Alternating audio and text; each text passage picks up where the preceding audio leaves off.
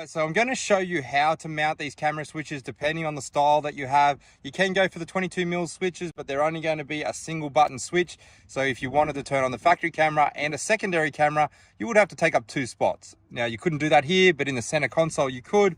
But my preference is these style, the 32mm, because it will mount in this location and give you 2 cameras, the factory camera and aftermarket, in the one location.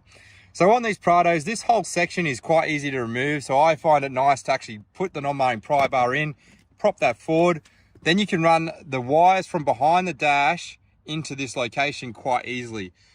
So we would generally, we're not going to show you on this car, we're not going to do it to waste time, but you would run that behind the dash and come out of there.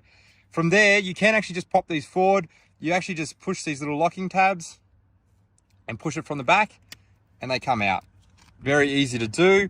And then if you wanted to mount the switch, it would plug in and mount in like that.